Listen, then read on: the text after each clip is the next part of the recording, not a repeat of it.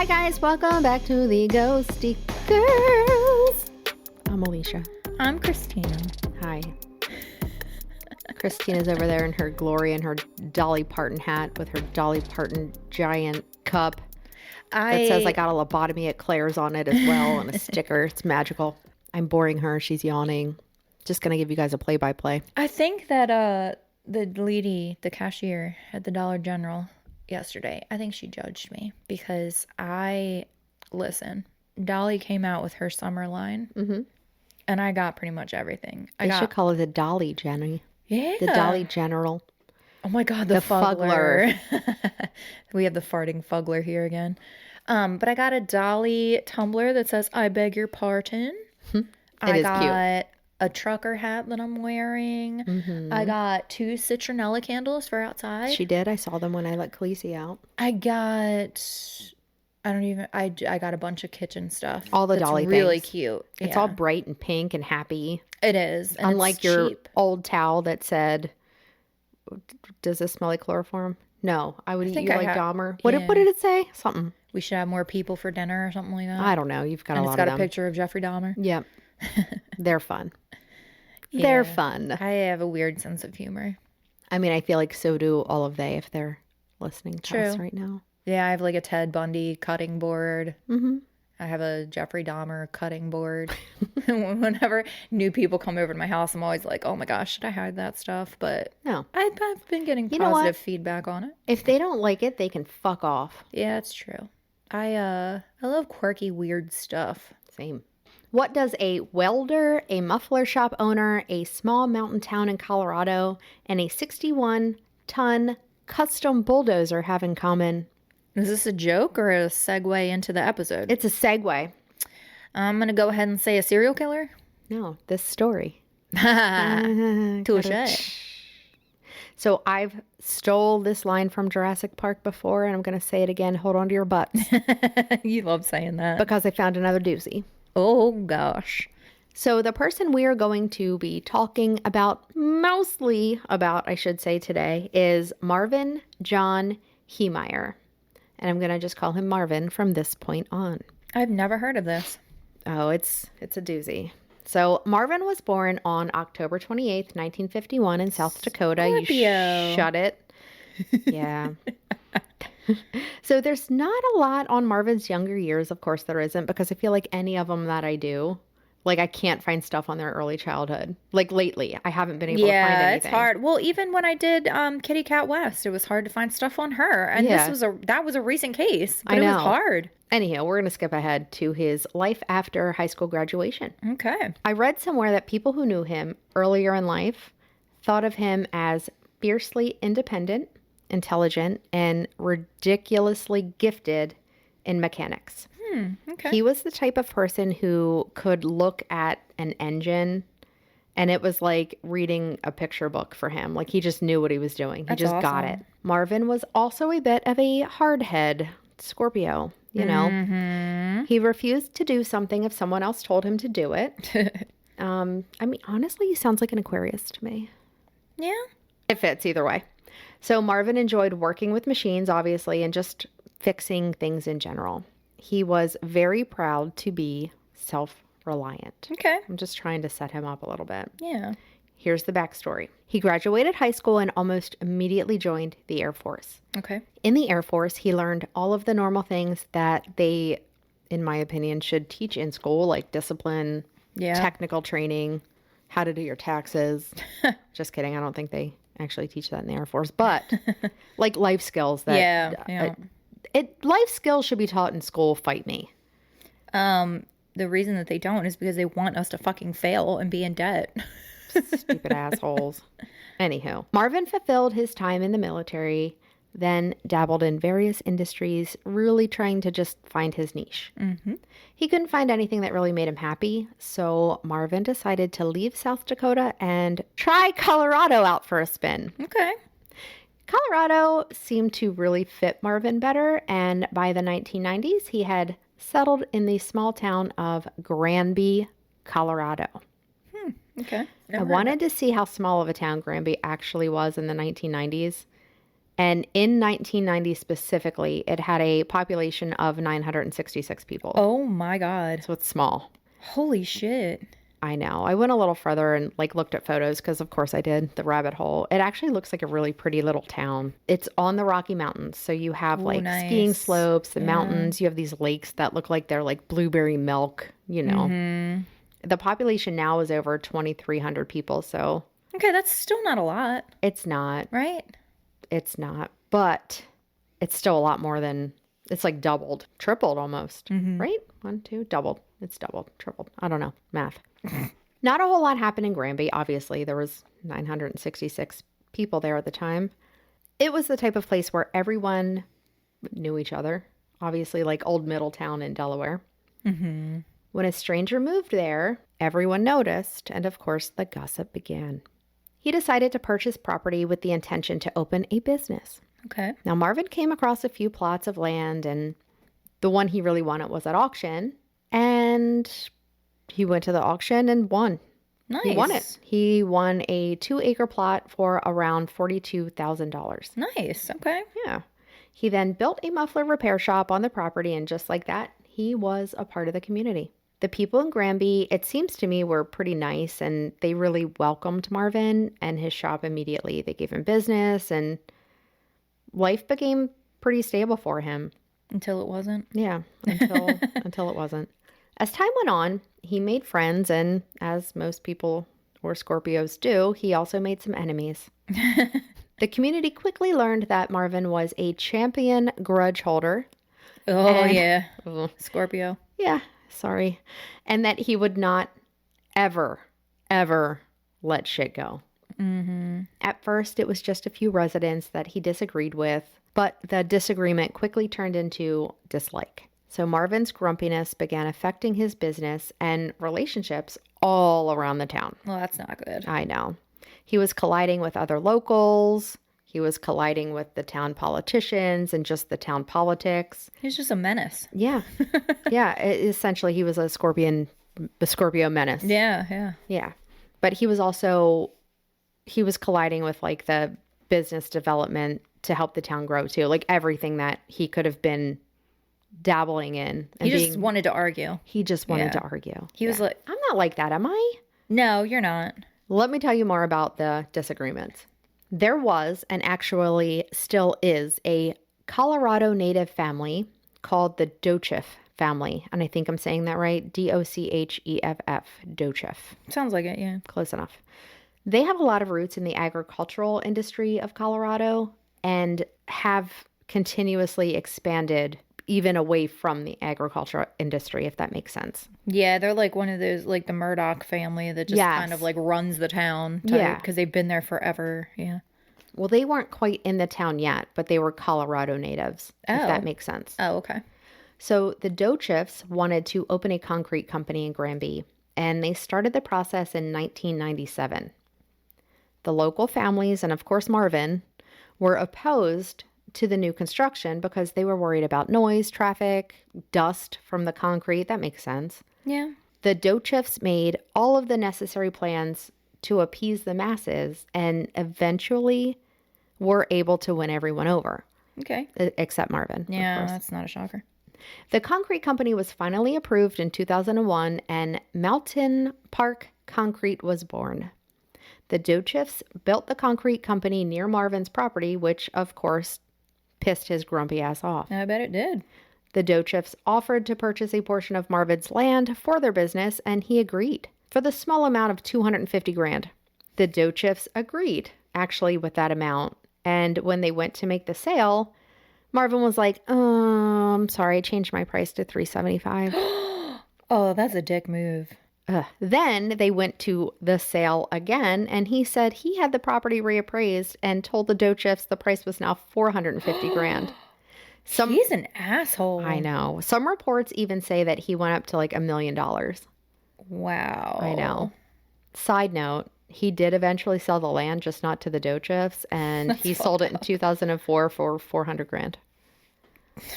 I know. I can't. Welp. Welp.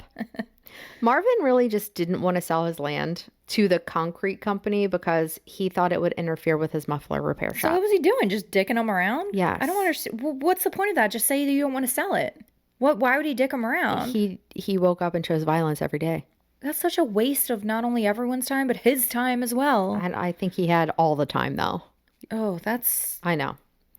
Eventually, the Dochifs said, fuck this, gave up, and with that, they became Marvin's biggest grudge of all time. The zoning board eventually looked at Marvin's shop and land, because he was causing such a ruckus, and realized that he was breaking several codes.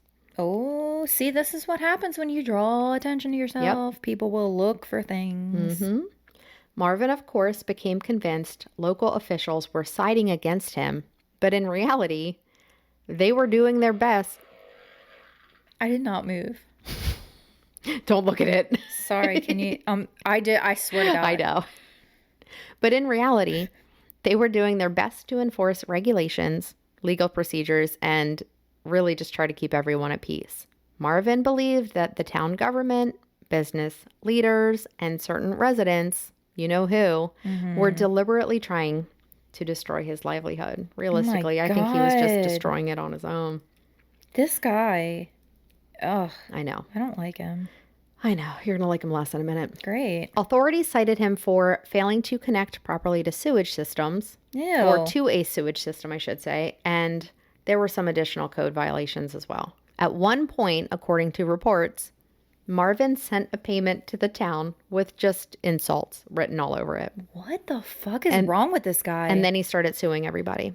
Oh my God. As a fellow Marvin, Scorpio. are you okay? We don't claim him. He's dead. Don't worry. This isn't Scorpio behavior, though. I know. This is psycho behavior, right? Yes. This is sociopath behavior. Mm-hmm. That's... wow. Yeah. Like, get a fucking life, Marvin. Yeah, Marvin. Oh, wait, you said he's dead. He did. Marvin couldn't meet with people because he was just too angry and aggressive. Wow. That's the understatement of the year. Listen to this, though. At one point, the Dochifs offered to pay for his sewer hookup to stop the lawsuits. I guess he was suing them for something, too. Oh, my gosh. That's actually a really good deal. I know. They were just like, listen, we'll pay for this. You don't have to worry about it. We're not messing with your property, bro. Like, here. And he was like, no, I would. They could have been friends after that and it would be end of story. Right. Shitter's not full. Let's hook up the sewer line. Life is so much easier when you're not an asshole. Right? I know. Stupid. Just don't be an asshole. Sounds easy, right? You would think. Not for Marvin. Not for Marvin. As years passed, Marvin became increasingly isolated as he pushed everyone away. Yeah, that's not shocking. Nope. With the isolation came the mindset that he was the victim of corruption. And this is where Marvin lost his shit, maybe. I don't really know when he lost his shit, but he lost his shit at some point. It sounds like he never had it in the first place. That's what I mean. You know? He lost it at some point in life. I don't think he ever had it. I don't think he ever had his shit. Maybe. I mean, look, he didn't even have a proper sewer hookup. I know. He really didn't have his shit. Where was it going? Just into the ground? Probably. And into like the water or something. Into those good old Rocky Mountains. Ew, that's just... That's where our spring water comes from. Great. Thanks, Marvin. Love that for us. So at some point in 2002, Marvin purchased a Komatsu, I think I'm saying that right, a Komatsu D355A bulldozer. I don't know if that means anything to anybody, but he purchased a bulldozer. Okay. Totally normal because he had a large property and a business, right? Yeah, I mean, you would think. He was a magician with machinery, and wait till I tell you the magic that he did on this bulldozer. Oh, boy. Yeah. For roughly 18 months, Marvin worked in secret, welding steel plates together, layering concrete between armor sections. Think about that. Wow. Concrete on top of a bulldozer with steel. I can't. Oh, my God. Yeah. The design created a composite armor system with a sealed compartment for a cab. That's actually really fucking cool. And if he wasn't such a piece of shit, like, I feel like he could have, like, been useful in the army or something, right? So useful. He was in the Air Force. Oh. They were probably like, you're too negative. Get out of here. Yeah, you're too much of a pain in the ass. So Marvin essentially was building a one-man tank out of this bulldozer, which would later be dubbed the Killdozer. Oh my God. I know. Where do I find these, right? Yeah. I can't. The Killdozer. The Killdozer. So I know we already went over how good of an engineer Marvin was, but I would like to go into a little more detail on this project that he was working on, if that's okay. Great. And no one knew about it. No one knew about it. Because he didn't have, like, any friends or family. He was basically isolated. Like, he made enemies out of the whole town. That's really sad. Yeah. The armor he built reportedly consisted of the already mentioned steel and concrete layers. He made these layers thick enough to resist gunfire. Wow. He made sure to leave space enough for gun ports, though, that were accessible from the inside. So, like, you guys can't see me, but Christina can. Like, remember at Fort Delaware, they had those little holes that they could, like, put guns out of? Yes. Yeah, so like that. So he could stick a gun out and shoot people. So he could, yes. Wow. Right. Okay. Marvin put this whole thing, like, astounds me. And like you said, he could have been so useful. Yeah. Marvin put cameras around the exterior and used the video feed as his windshield, since his windshield was covered in armor. Yeah. My man even protected the cameras with bullet-resistant shields. Holy shit. Like, he was that smart to think that far ahead. What about dust and grime that will get on the cameras as you drive, you ask? Mm-hmm. Oh, well, he also installed compressed air systems to blow dust away from the camera lenses. Holy shit. Smart, right? So what a waste of a freaking brain. I know. That's impressive. I know. When the Killdozer was ready, Marvin stocked it with multiple firearms, food, water, and other supplies. Basically enough for someone to survive for days. This machine basically became a mobile bunker from which Marvin knew he would probably never escape from. Wow. Yeah. Before the attack, which you can already tell what's coming, Marvin recorded hours of audio messages. The link to these audio messages are going to be the first one in my sources. But in these messages, he explained why he was going to do what he did. Oh, boy. He expressed his anger, worldviews, and made it clear that he was the victim. Of course. For the sake of time, I'm just going to play just a few tiny little clips of him talking so you can hear a little bit. Okay. Honestly, to me, he doesn't sound as crazy as I expected. I'll be the judge of that. But he also does sound a little crazy. All right. So let me bring this up. All right. I'm just going to play the very first of the first tape so he can introduce himself. Here we go. Okay. Hello. My name is Marvin Heemeyer. Today is, let's see here, April 13th, 2004. I am making this tape. I thought I should make it a year ago. Made part of it. Didn't like it. Okay, he made part of it and didn't like it. I'm just going to go down to this one because it's short and it tells you just a little bit more about him. Not the fuggler. All right, and flip tape over. When you start screwing somebody who's trying to do something good in that neighborhood, in that community, but it's against your wishes and your will. Sounds like Norm Macdonald. What happens here this year of 2004, the summer of 2004, maybe you'll remember that. You want to hear what he's talking about? Did you say that he doesn't seem crazy? Because to me, he sounds fucking batshit. Well, that one sounded a little bit more crazy than the high. Yeah. Yeah, he sounds batshit. Wait, there's another. Let me see if I can find the one he says he's a patriot or something. Like, what does he think? This is the fucking Hatfields and McCoys or something? This is tape 3. It's about 10:05 on the 13th of April, 2004. I want to say that I believe that I am an American patriot. I believe in the free enterprise system. I believe in a level playing field of competition.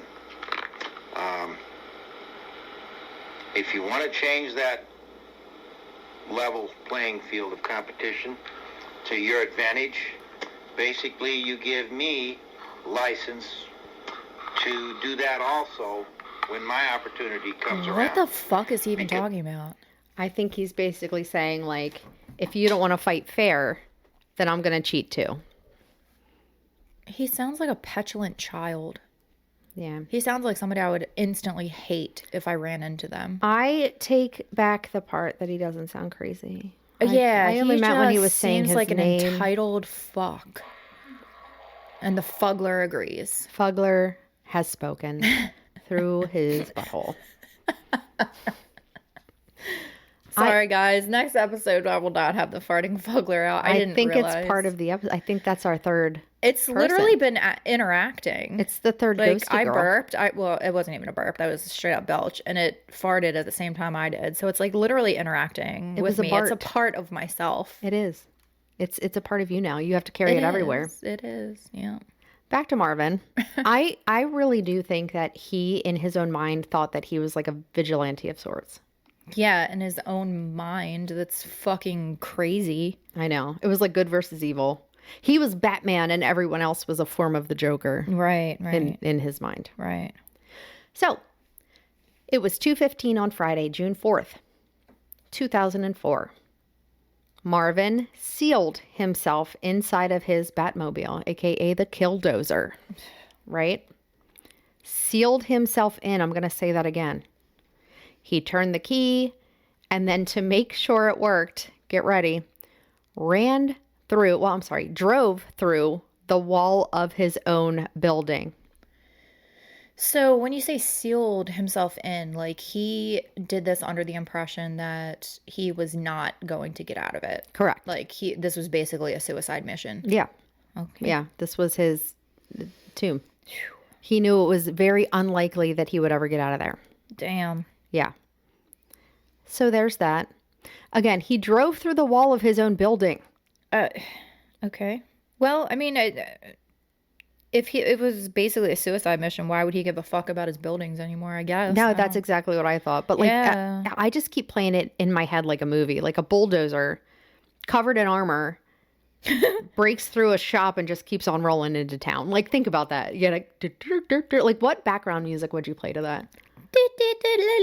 Didn't that happen with was it John DuPont from the Foxcatcher stuff? Didn't he like ride a tank through the town one time or something? I believe so. Right? Yeah. And he was batshit. And he would make weird videos. I gotta do that one soon too. That's now you have to. Yeah. So guess what the first target was? Oh my God, what's the family's name? Mountain Park Concrete. Mm-hmm. Yes, those guys. The business that started the downhill slope for Marvin. Yeah, it's all their fault. In his eyes, it's their fault, 100%. Luckily, the employees saw the big ass bulldozer. I mean, how could you miss all it? over it? I know, right? Rolling down the street towards the building, and many were like, "No, thanks." Can you even imagine seeing that? I would have been like, "What planet am I on right now? Is this a fucking like?" See, I feel like some of the stories that I do start off and you're like, why are we even covering this? And then I get into this last little bit of what actually happens and you're like, oh, I get it. Okay, I get it now. But a lot of stories start off like that, where you're like, oh, this seems normal. And then it's like, no, it's actually not. This is okay. All right, we're doing this. Yeah, so the employees were like, no. So they started to exit the building. A few questioned what was actually happening. Only a few? Just a few. But when the machine started breaking through the walls of the building and destroying literally everything, they also tried to get the fuck out of there. Wow. So Cody Dochev, who was actually the main person that Marvin had been like working with and hating on. Okay. Cody. He was pretty brave. He was like going down with the ship. He was like, no, got on a front end loader and pushed items in front of the Killdozer to try to stop it. And then from what I read, not every source said this, but I believe with the front loader, he also tried to like flip the bulldozer, but it weighed like he tried to do oh my God, what are those things that cops do when they're trying to pull somebody over in a high speed chase? Basically, yeah. A pit maneuver. He tried to do a pit maneuver with a front end loader. It's not funny, but it kind of is. Chris, for real, is there a movie on this? Because now I have to see it. The Killdozer. So when that didn't work, he pulled out his handgun and just started firing. But unfortunately... Well, I wouldn't do anything, right? It was unstoppable, yeah. The authorities were called. Thank God. Not that they could do a lot. But when they arrived, they just straight up opened fire on the machine. They didn't know if there was someone inside or if it was being like remotely controlled. Yeah, I mean, at that point... You couldn't see inside. Yeah. The bullets bounced right off. Oh my gosh. What do you even do? Like throw a bomb at it? Yeah. What do you do? Eventually, maybe. I don't know. We'll see. Holy shit. Sorry. No, you're fine. They also tried to shoot out the cameras, but the bulletproof plexiglass actually held up. Oh my God. Yeah. And are there pictures of this thing online? Oh, yeah. Yeah, get ready. So Marvin would every now and then like use his little inside holes to like fire back. Oh my gosh. But somehow, by the grace of God, no one was hurt. Okay. I know. So once the cement plant was demolished.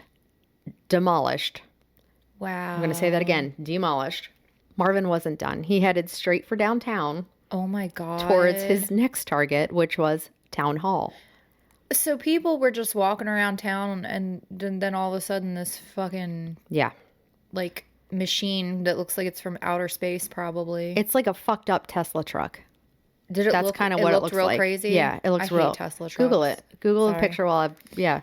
So police and emergency responders were able to get ahead of the Killdozer, thank God. And I can imagine, like they were probably just looking at where it was aiming and would run into the building and like evacuate everyone. But over the next, listen to this part, 2 hours and 7 minutes. He drove this thing around town for 2 hours and 7 minutes. And just terrorized people. Yes. The Killdozer either destroyed or damaged 13 buildings. Holy shit. Now, mind you, do you remember how small this town is, right? Yeah. Yeah. So he basically just demolished a town. Basically, yeah. Oh my God. Right? It looks like, you guys are going to have to look at the picture. It looks like a fucked up Tesla truck on... I don't even know how to explain this. It looks like a cement dumpster attached to a little cement house on top of a bulldozer. This thing is fucking crazy. Yeah. It was huge. Wow. Okay. Yeah. So among these establishments that were essentially destroyed were the cement plant and town hall, of course, but also a newspaper office, small businesses, government buildings, some homes, and properties associated with people that Marvin connected to his problems. He bulldozed people's houses? Yeah. That's so fucked. Yeah, I know. It was pure chaos. And again, somehow, no one got killed. Wow.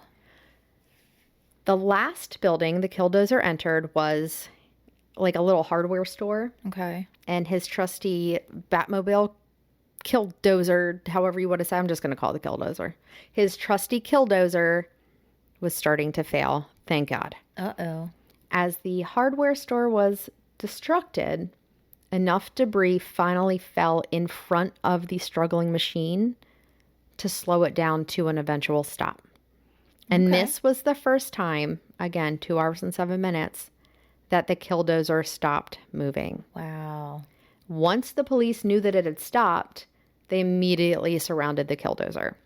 And Marvin, who of course was inside, now had to face the reality of what he did and what he came there to do. Right.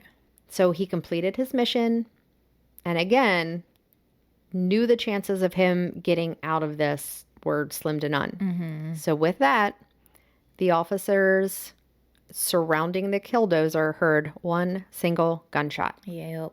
And with that, they knew that it was officially over. 52-year-old Marvin had unalived himself inside of his mobile fortress. Mm.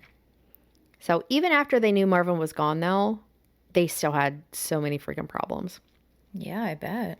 How do you open an armored bulldozer built by a skilled welder that was purposefully built to never be opened? I don't know. Explode it, maybe? Were there booby traps? Oof. Were there like other things that could hurt them in there. Just bury it. Pour cement on top of it. Yeah, there you go. Fight cement with cement. That's actually smart. So they did use explosives. Yeah, I mean, I feel like that's the only way, right? It didn't do it. It did not. Explosives did not break this machine. Wow. They decided to take it slow. And police and residents took turns using welding tools and eventually... And residents? I think they all kind of helped together. They eventually were able to open the Killdozer. Wow. Inside was all of Marvin's supplies, weapons, a note that said, "Sometimes reasonable men must do unreasonable things." Sir, you were never reasonable. Right. Let's be so fucking for real right now. And of course, also in there were his tapes of his manifesto. Cool. Yeah. Yeah. Great. The town finally had a chance to look around at the damage and destruction that Marvin had caused. Gas lines were broken, electrical cords were down, Jesus. Full buildings were just demolished.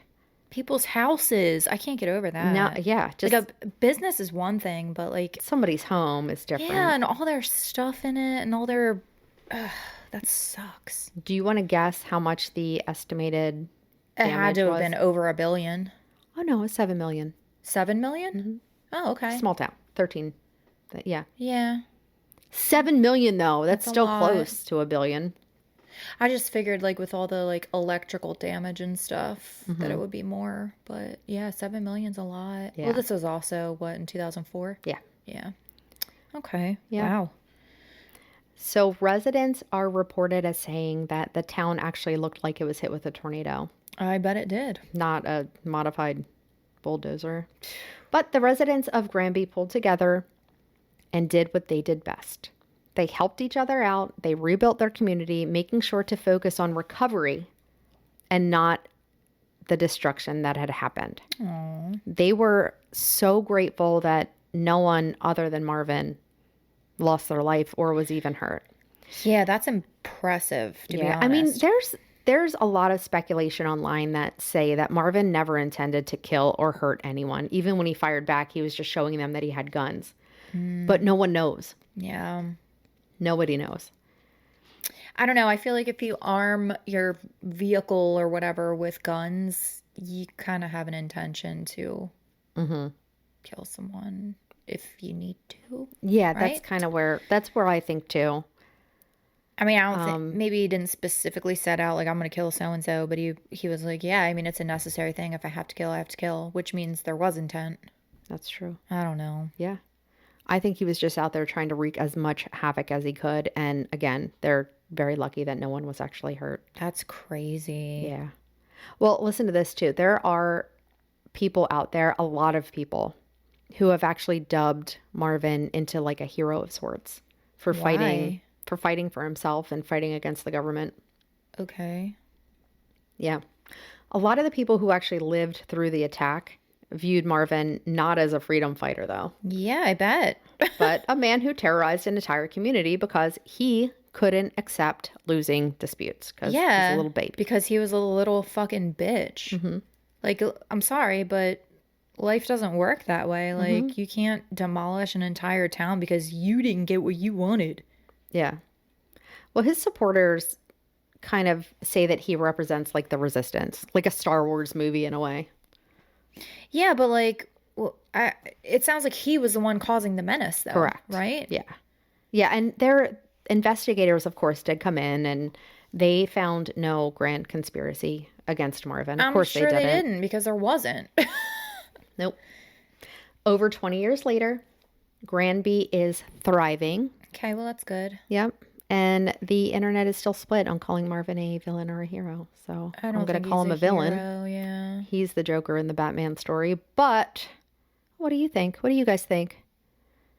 I think he's fucked up, and make sure you Google a picture of this Killdozer. I mean, it would be one thing if like people were trying to steal his land from him and he was getting fucked over by the government and stuff. But was he? No. I mean, honestly, he probably would have been fine if he didn't start so much shit with everybody. Don't start none, won't be none. Boom. Because they didn't even know about the sewer for how long. Until he started shit, and they were like, well... Yeah, when you start fucking with people, then they get irritated, and they're like, well, you know what? If you're going to come at me, then I'm going to fucking come at you. Yeah. I get it. Like, I get it. Like, I stay in my lane. I mind my own business until you come for me, and then it's... all bets are off. Mm-hmm. Like, yeah. So, man, it's crazy. Crazy story. Yeah. That was a good one. That is what it is. Yeah. I hope it was okay. It was good. I thought it was interesting, so I wanted to share it. Killdozer. The Killdozer. Yeah. That's all I got. Well, thank you guys for listening. We appreciate it. Yeah, I hope it was okay. It was. It was good. See you next Tuesday. Don't be one. Bye. Bye.